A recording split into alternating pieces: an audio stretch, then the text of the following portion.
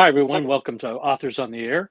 I'm James Latwell, your host, and this is part of the Authors on the Air Global Radio Network. And everybody knows I have a soft spot for debut authors, and we've got one today that I think is going to be memorable. Her book is Mechanics of Memory, and this is Audrey Lee. Welcome, Audrey. Thanks. Thanks for having me. No, it's a blast, and I mean that. This is one of those books that it's very different. It's not the usual, crime thriller kind of thing, and it just kind of sticks with you after you read it, and I think that's a good thing. Yeah, for sure. I don't want to be forgettable. No, exactly. That's kind of the whole thing about the book is memory. So, could you tell folks a little bit about Mechanics of Memory?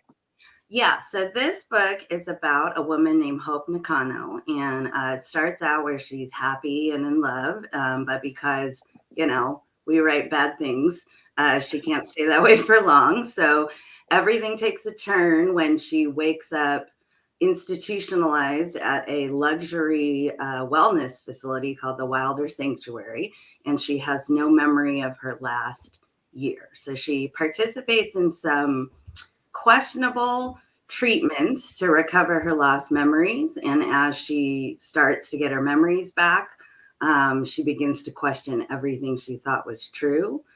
And then residents at Wilder start to disappear. And so Hope has to figure out what's really going on there or risk forgetting everything forever.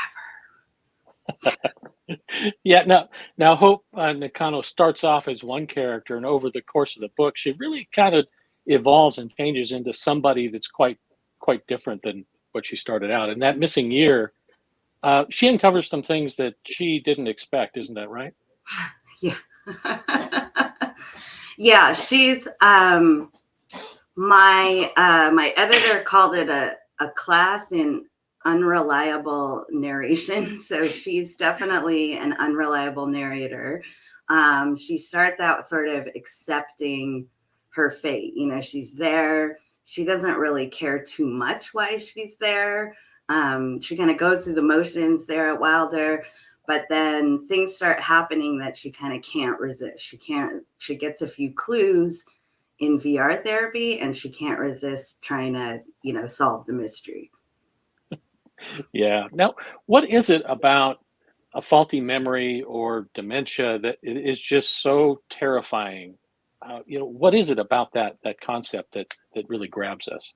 Well, I think it's that, memories, that's who we are. That makes up who we are. And I think it is terrifying, the idea that, I'm 50. I forget like what I had for breakfast now. And if I didn't write it down. And so, there's things where, and, I'm sure our audience has experienced this, where someone says, remember that, or I just told you that, and you have absolutely no recollection.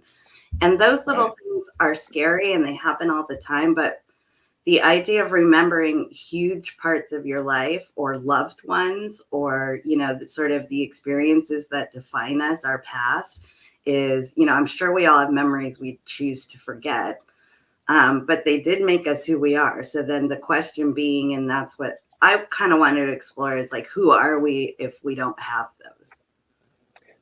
That's true. That's true. Now, you have a great cast of characters in this book, and it's almost like you know Goonies meets Inception kind of thing. There's a great cast, and their interaction is fantastic. How did you come up with that lineup of characters for your book? So what was cool and what has been sort of challenging in like the later books I've been working on is, if you set something, being set in an institution, you can have anybody in the institution. No one has to know each other. They can be from all walks of life. They can all have their own quirks, and you can put together a group of people who might never ever spend any time together otherwise. So that was so fun about writing Wilder. And then like in my second book, that's not the setting at all. And I was like, oh, I'm missing the quirky characters. And it's a pretty serious book covering a pretty, dark idea and topic, and there's sinister things happening. But I mean, I like books that are funny, and so I really enjoyed writing a little comic relief in there in the form of a couple of characters. Yeah, and it came across really well that way too, because I mean, like you said, it's a very it could be a very dark, subject dealing with memory loss and subtle gaslighting and that kind of thing going on. But there is this dark humor that's threaded through it with that interaction among the people there in Wilder, and it came across really really well. So Oh, you good. did really well on that. You So never want people to congratulations. not laugh at your jokes. Yeah, exactly. Yeah. So with this concept in mind, what inspired you to write a story like Mechanics of Memory? So, when I started writing it, I had I heard this podcast on NPR, and it was an interview of a woman named Dr. Julia Shaw, and she's I believe, a neuroscientist, cognitive therapist. She a researcher for sure. And so her whole research, and it ended up she has a Nova special. I watched that. I read her book. Mm. Um, but she basically will bring in these research subjects and say, hey, Jim, do you remember the time when you shoplifted from that 7-Eleven? And you are like, no, that never happened. But then through the course of her treatments in her research, over the course of a couple months, I think it was, she brings you back in 3 months later and says, Jim, do you remember the time you shoplifted from that 7-Eleven? And you say, oh, yeah. And you tell the whole story like it happened and you believe Mm. that it happened.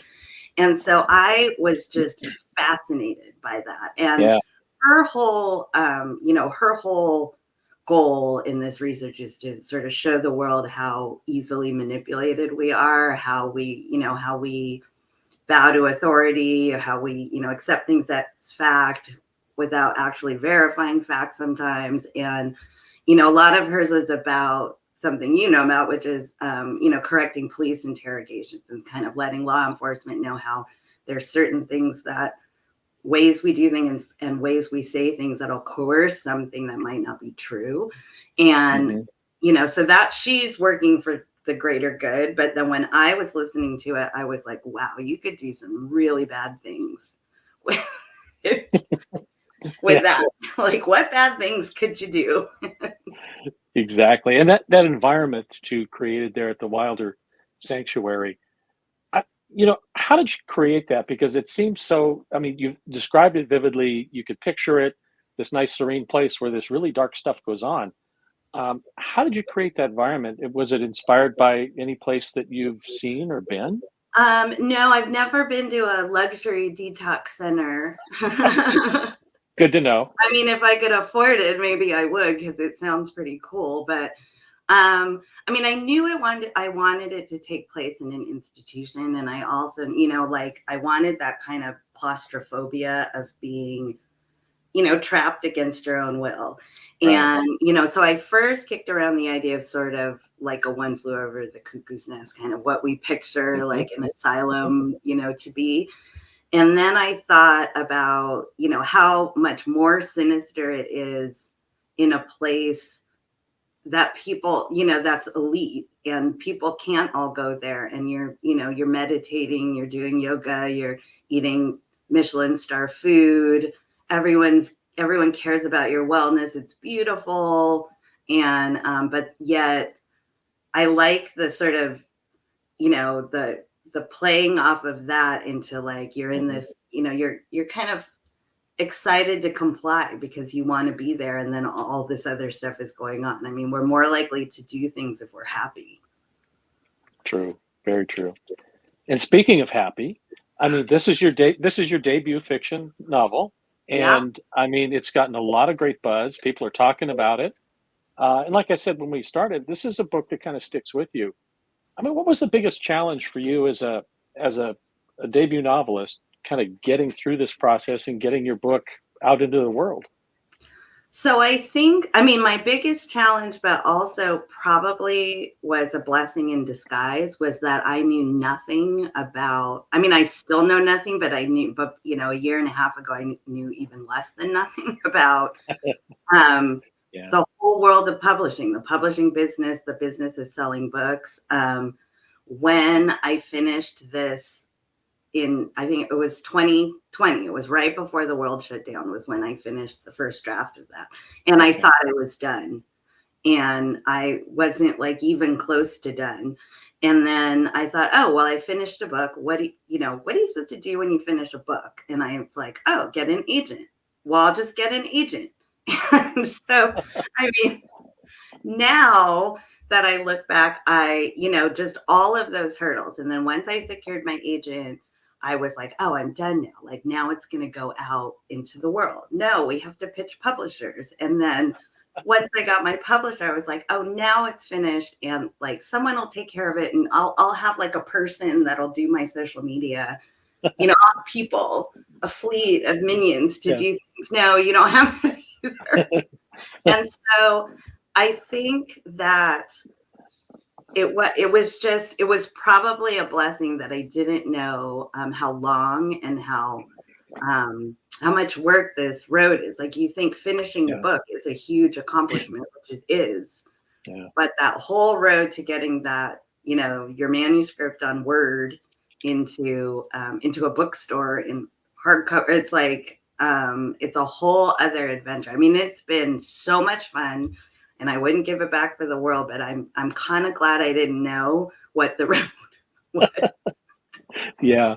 Yeah, it is a completely different business world, and yeah, if you haven't experienced it firsthand, you really don't know. So I think you've navigated it really well, and as a result, you've got a fantastic book out there. So Yeah, kudos to thank you. you. Yeah.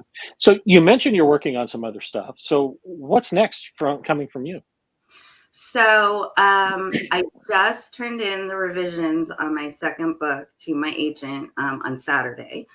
And it's called right now, I'm sure it's not going to be called that down the road. It's called One for Sorrow. And it's still a mystery, still a thriller, not quite so speculative. There's technology in it, but not in the way that there is in Mechanics of Memory. But it's also got the addition of a ghost. So That that sounds fun.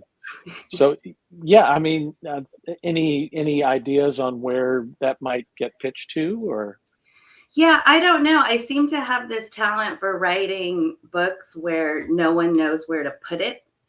And like Mechanics of Memory, my yeah, agent and I had so much trouble comping it and trying to decide what it's similar to and where it would sit on the shelf, which is another thing about publishing I didn't know you had to do. right, And so I think we ended up comping it as The Silent Patient meets Severance. And as you said, One Flew Over the Cuckoo's Nest meets Inception. And so it's a little bit sci-fi. It's a little bit thriller. It's got some yeah, near future stuff, but nothing, it's got bits of all of that. And I think this next book is the same thing. It's got bits of all of that, but it's not it's not a ghost story, and it's not like a straight murder mystery. And so yeah, I don't know. We'll see where we'll see where someone decides where it should land. yeah. That's always fun. But I mean, um, I think for a debut novel, this was so ambitious, and you packed so much into the story that I mean, if I hadn't known you were a debut and I picked this up and read it, I wouldn't have guessed this was your first novel because it's really well done. So kudos to you. I had lots of help. It went through a lot of phases of editing. Good, good deal. Now we're gonna finish up with something I call three quick hits, and I want to put you in your character's head, Okay. in her head, and think Hope. And what is her favorite cocktail, or what does she like to drink? Oh, a Negroni. Okay. How about Hope's favorite music? What does she like to listen to? Well, so I have this playlist on Spotify. I have a playlist for the book, and it's a lot of what I listen to while, kind of get Hmm. inspired and listen to it while I was writing it and revising.